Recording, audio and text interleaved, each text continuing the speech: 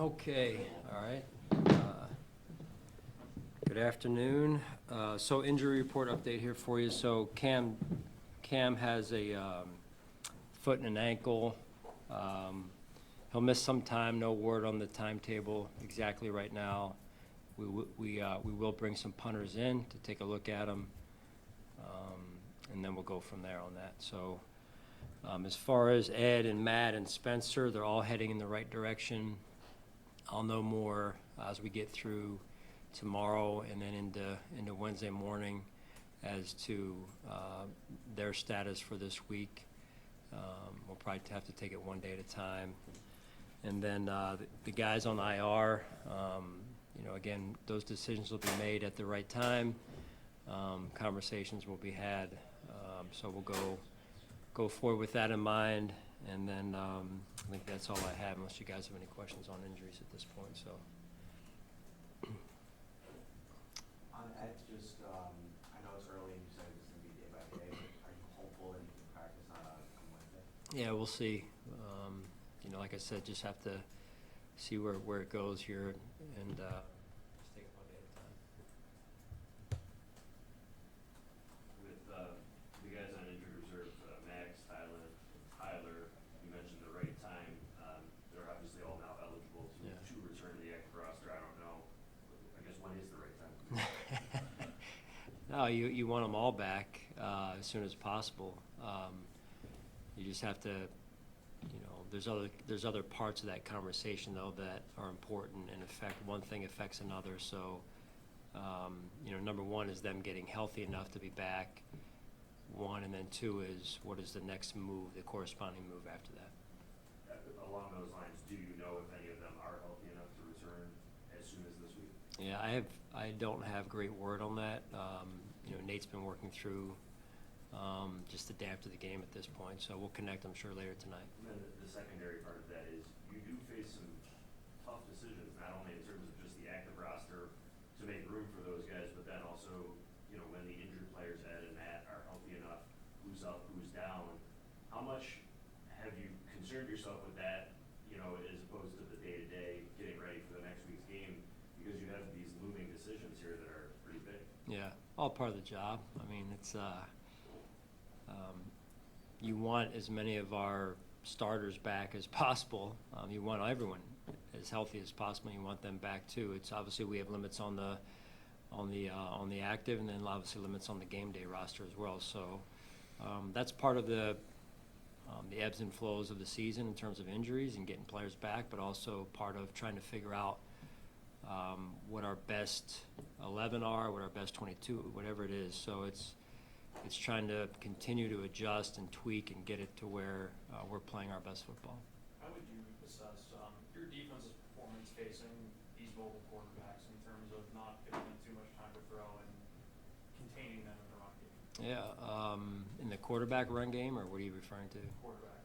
Designed run or scrambles? Both. Yeah.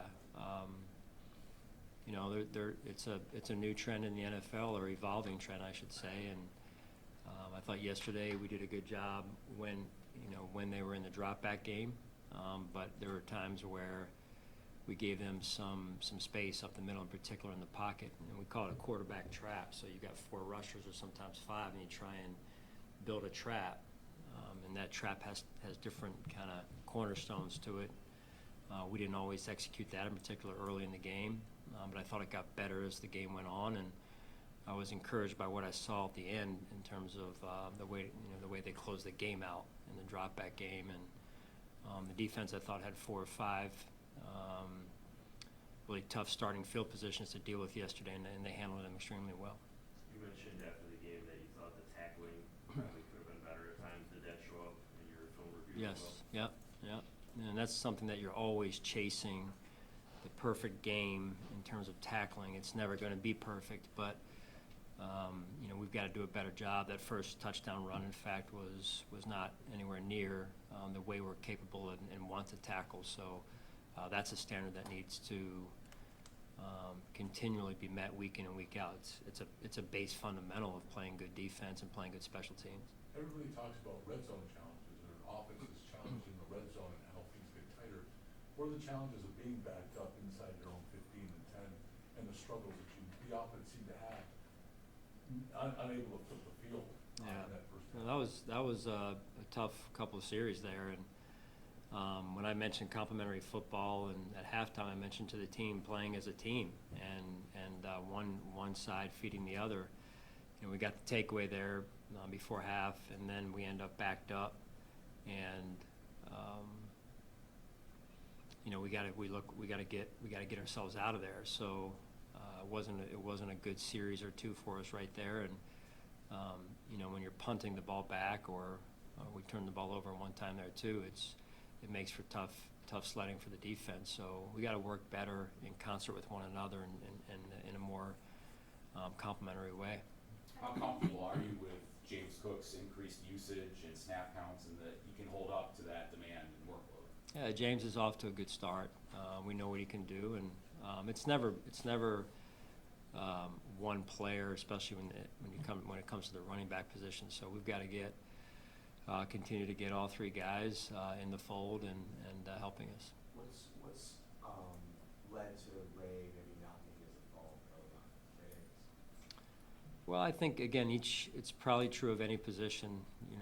You see where you're at, you see who's playing well, and it's a natural human nature thing as a coach to say, hey, in this case, James is rolling, we keep going. But there is, everything in moderation too, as well as healthy. So, it's just about, trying to improve our team every week, trying to win one game, and you go back to practice and how are we practicing, and who's executing, and who's being detailed. And not that Ray isn't, this is not specific to Ray, but it's just about, hey, are we doing the right things that are leading us up to game time there, and then when you get your chances in the game, you got to perform, and James has done that. Is it fair to say that more about what James is doing than necessarily what Ray or Ty is doing? Yeah, I mean, James is off to a great start, right? So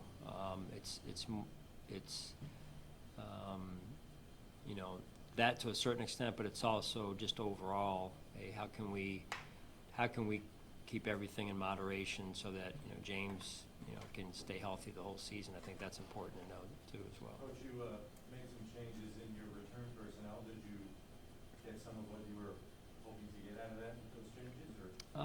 Yeah, I mean, we'll see. I think some were, some weren't. And there's other. It's not always just the returner, right? There's blocking that goes into it, and so not just sheer number of opportunities as well. So we looked at that this morning, and we'll continue to talk about it. I think in the next, I know in the next 24, 48 hours, and then probably through the week here. Having Dorian over Trey on those couple series, how did you think that went? Or is that something you anticipate giving him more opportunities like that moving forward? Yeah, I mean, I think there's a certain level of, adjusting, and there's a certain level of, hey, let a player roll, right, too, because I'm not a big fan of rotating or the two quarterback systems and whatnot that happen. I'm not a big fan of that. I would not want to be in that situation. So, it's all about us, again, trying to get a young guy some reps and see how he does and how that experience helps him and helps us subsequently. So it wasn't about what Trey did or didn't do. It was more about, like I just said, with respect to a young player there. How did you think Dorian did? I thought he played a real solid game. Yeah. Did you see the end of or watch any of the Packers Cowboys game last night? A little bit. I'd be lying if I told you I stayed up to watch the end of it. It's past my bedtime. I wanted to ask, because it was such a thrilling game, high-scoring game, to end in a tie. Yeah. And with what you competition committee, what are your thoughts on overtime and just ties and what can be done or should be done? Yeah, I mean, you remember going out when you're in the neighborhood and you're playing, you never want to end in a tie, right, when you're growing up. I mean, raise your hand if you liked ending in a tie growing up, right? So, nobody.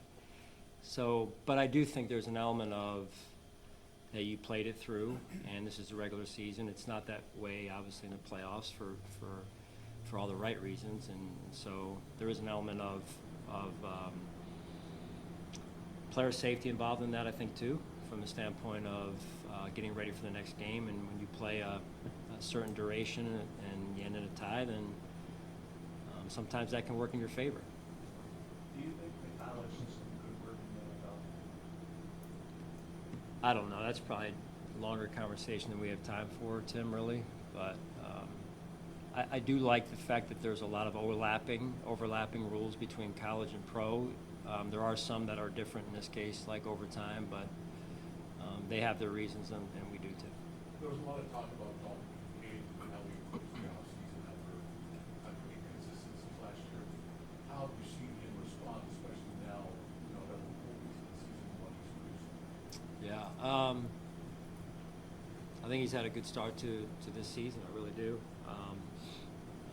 Yesterday's touchdown in the fourth quarter was a big one for us, obviously. And every week he's just set on improving, and I love that about him. Sean, kind of going on that point, another guy, Cole, the big play yesterday, but getting up to that point too, just how did you grade where he's been over the past couple of weeks and just his growth that you're seeing from him? Yeah, every week.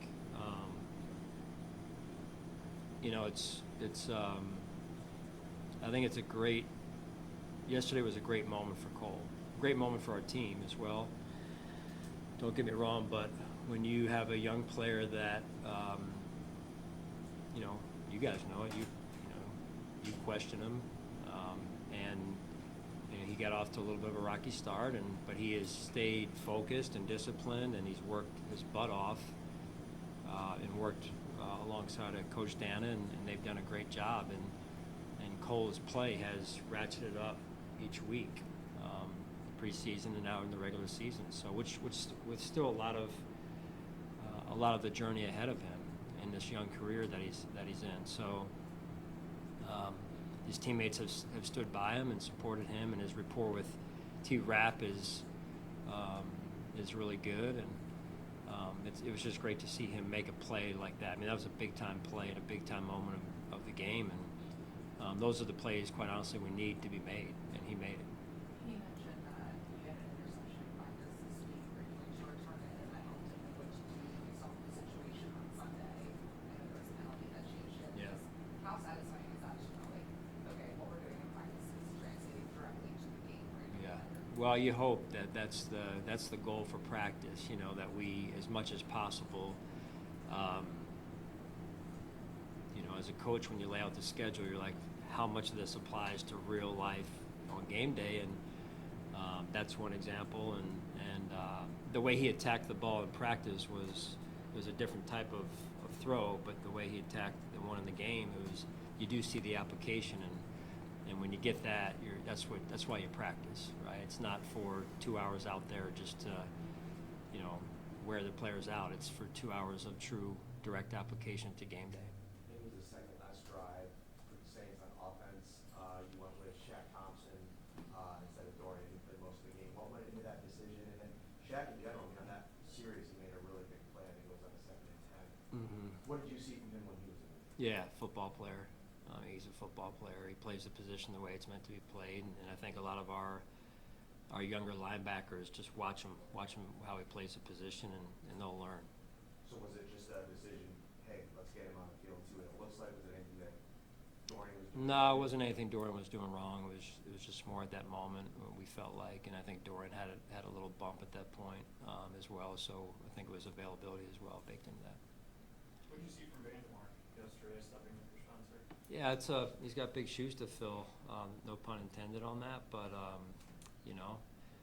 Vandy's done that in the past though, and he's held his own. He's done a good job. I mean, you think about where he's come from and the growth that he's made and his development over the years being here, and he's just another guy that plays with a chip on his shoulder, and I think the cool part about it is no challenge is too big for him, and he takes those challenges head on, and that was not an easy matchup for anybody, and he wasn't going to back down, which I love that about him. Can you kind of pinpoint why defense doesn't have the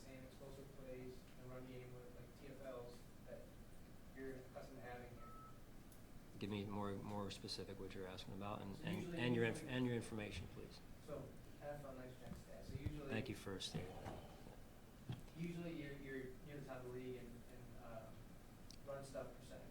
This year it's kind of near the bottom. Is there any specific reason that you can pinpoint? Yeah, it's a great question, really is. I haven't uncovered that stat to this point, but it's good to know. You know, just overall, I would say that some of that's, you know, you know, maybe some of our structures and how we're playing things this year compared to last, but it's also still early in the season, I would say. So I thought yesterday there was times where we played really good run defense, and then there was times where we didn't, and that usually starts with being in our gaps. And you guys have heard me talk about that before. So you know, that's something we have to continually work on, and among other things, fundamentally as well. So you know, like I said, I thought there were times defensively where you look at third down, and that was a big question last week. Third down was better this week. You look, and if you combine third and fourth down, it was pretty impressive, except for some short yard situations there. And then red zone, I think they were 50%, and Cole made the big play, and we made a big stop on our defense made a big stop in the 2-point play, which is a big play for us. There's some other things we got to get shored up, though, which is what you're alluding to. We're a quarter through the season. How do you think our damage is done? I think he's done a good job. He continues to adjust. We're integrating, as was already, you know, asked about, with some young players there, some rookies, and they're growing. Like I said, it's hey, continuing to, you know, have a vision and chase the vision every week and try and get better at each position and try and get better overall as a defense in this case. Sean, with Joshua Obama, we've seen his snaps kind of go down since the first week of the season. Is he dealing with something? Is that a coaching decision? Yeah, coaching decision. Yeah, so it's, you know, just based on, you know, not necessarily maybe the game plan, but how the games, you know, got played yesterday a little bit with respect to what was working, what wasn't working, and Josh is a good player, and we have a lot of confidence in him. Guys, good? All right, thank you guys.